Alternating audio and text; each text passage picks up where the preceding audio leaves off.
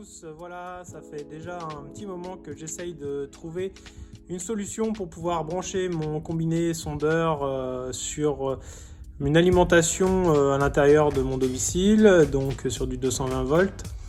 Alors pourquoi faire pour déjà pouvoir me perfectionner à son utilisation au chaud chez moi, de récupérer aussi mes waypoints en sauvegarde, toujours pareil au chaud parce que des fois quand on est en bateau on n'a pas toujours forcément le temps de le faire, et aussi d'effectuer toutes les mises à jour pareil à la maison tranquillement.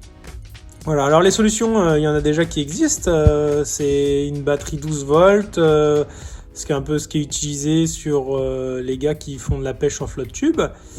Il y a aussi une solution d'éventuellement mettre une alimentation d'ordinateur, donc surveiller les ampérages. Alors les deux solutions, moi, me convenaient pas forcément. Et voilà, j'ai enfin réussi à trouver une solution. Donc cette solution, c'est l'achat d'une batterie lithium de démarrage de véhicule. Donc c'est une batterie que j'ai achetée chez Lidl, 54 €. Ça permet à la fois de démarrer une batterie de véhicule, donc sur un véhicule, on va dire, de taille moyenne. Dessus, on a aussi des ports USB pour recharger tout ce qui est tablette, téléphone, un de 1 ampère et un de 2 ampères. Et on a en plus donc une alimentation, une sortie en 12 volts continue avec un ampérage de 8 ampères. Donc ce qui est déjà pas mal, qui me permet même de mettre 2 combinés. Donc je vais vous montrer ce que j'ai fait, le montage pour adapter mon sondeur, l'alimentation de mon sondeur sur cet ustensile. Alors le kit se présente comme ça, donc vous avez la batterie ici, vous avez un petit sac de textile vraiment léger pour le mettre, vous avez les pinces pour utiliser donc en chargeur pour démarrer votre batterie de voiture ou de bateau. Un petit câble USB avec son chargeur, donc ça va permettre à recharger notre batterie.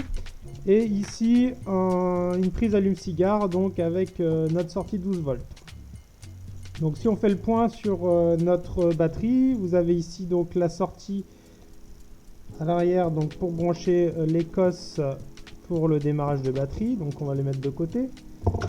De l'autre côté, vous avez du coup l'alimentation, la sortie 12 volts qu'on va utiliser donc pour notre combiné, une entrée pour charger notre batterie, et donc les deux sorties USB pour alimenter vos téléphones. Ici on a le petit bouton pour démarrer avec une visu sur la charge qui reste dans notre batterie, et si on continue on va avoir aussi une petite lampe pour pouvoir voir la nuit. Voilà, alors ici vous avez toutes les données techniques donc avec les différentes sorties. Alors qu'est-ce que j'ai fait moi pour adapter mon système? Pour adapter mon système, donc j'ai pris la prise allume-cigare qui était vendue avec, qu'on vient connecter donc ici. J'ai mon câble d'alimentation pour mon sondeur, donc c'est un LX10. Voilà. Donc un câble d'alimentation que vous trouverez donc chez votre fournisseur ou sur le site Navicom. J'y ai adapté donc une prise allume-cigare ici, et j'ai rajouté du coup un porte-fusible avec un fusible de 8 ampères. Donc c'est du COS juste à mettre les unes dans les autres, il n'y a rien de compliqué.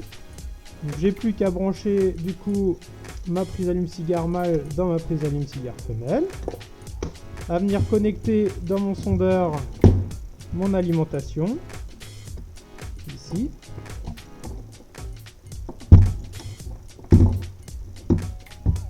Voilà, je viens allumer ma batterie,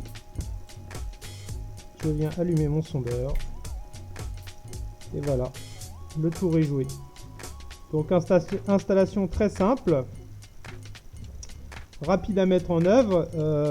La charge, ça dure pas mal de temps. Là j'ai pas encore utilisé le sondeur, je pense que je vais faire un test, voir l'autonomie complète avec la batterie chargée avec le sondeur en route. Et en fait, vous voyez qu'avec une toute petite installation, ça ne prend pas de poids, ça doit faire 1 ou 2 kg. Le chargeur, ici, le montage, il est facile à exécuter. Vous pouvez rajouter d'autres sondeurs en plus. Donc voilà, il n'y a pas grand chose à faire. Pour moi, c'est une solution là qui est vraiment au top. Le seul inconvénient que vous allez pouvoir avoir, c'est que ce chargeur là, vous ne pouvez pas le mettre en charge sur le secteur en même temps que vous utilisez la sortie 12 volts. Donc voilà, c'est un peu donc vous êtes obligé de vider votre batterie ou de la recharger au fur et à mesure. Mais je pense que par rapport à une batterie 12 volts que vous mettez par exemple dans une caisse étanche, je pense qu'on gagne en poids et on doit gagner en autonomie aussi. Voilà, merci, j'espère que ça vous a plu et puis à bientôt.